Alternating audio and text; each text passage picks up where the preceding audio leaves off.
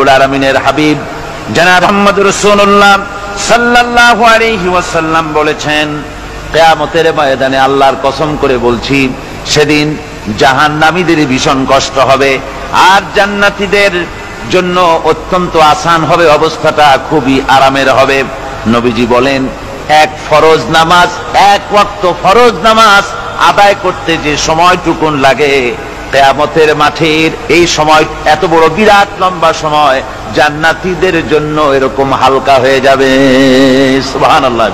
হযরত আবু সাঈদ খুদরী রাদিয়াল্লাহু তাআলা আনহু হাদিস কেন বর্ণনা করেছেন, এক ওয়াক্ত নামাজ, একটা ফরজ নামাজ পড়তে যতটুকুন সময় লাগে এতটুকুন সময়ের ভেতরে জান্নাতীদের কারবার শেষ হয়ে যাবে। সুবহানাল্লাহ বিহামদি। আর ওদের কারবার তো শেষই হবে না।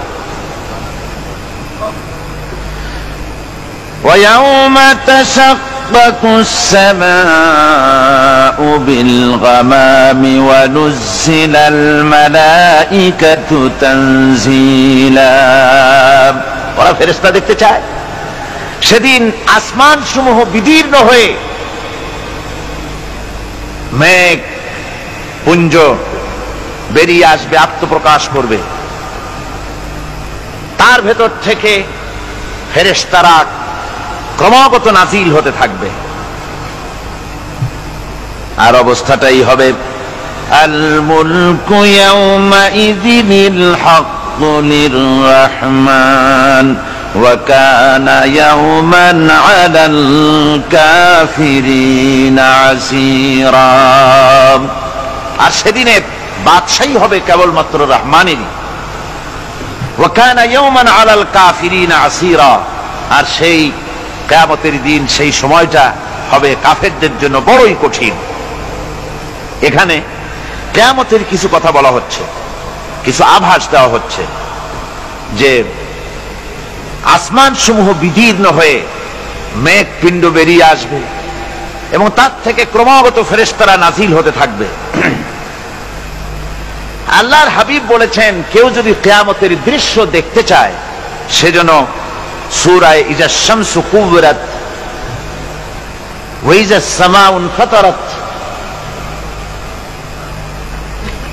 ইজা সামাউ শাক্কাত, এই সূরাগুলি যেন পড়ে, তাহলে কিয়ামতের দৃশ্য তার চোখের সামনে প্রতিভাত হবে।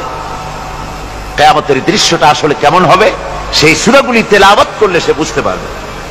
যেমন আল্লাহ পাক বলছেন, إذا السماء فطرت وإذا الكواكب انتثرت وإذا البحار فجرت وإذا القبور بعثرت। যখন আকাশসমূহ চূর্ণ বিচূর্ণ হয়ে যাবে আর তারকাসমূহ বিক্ষিপ্ত হয়ে পড়বে, সমুদ্র মহাসমুদ্রগুলি দীর্ণ বিদীর্ণ হয়ে যাবে, কবরগুলি সব উদ্গীরণ করে দেবে, তার মধ্যে যা আছে সে সবগুলি। আবার আল্লাহ পাক বলেন, ইযাশ শামসু কুবিরাত ওয়া ইযান নুজুমু কাদারাত ওয়া ইযাল জিবালু সুজ্জিরাত।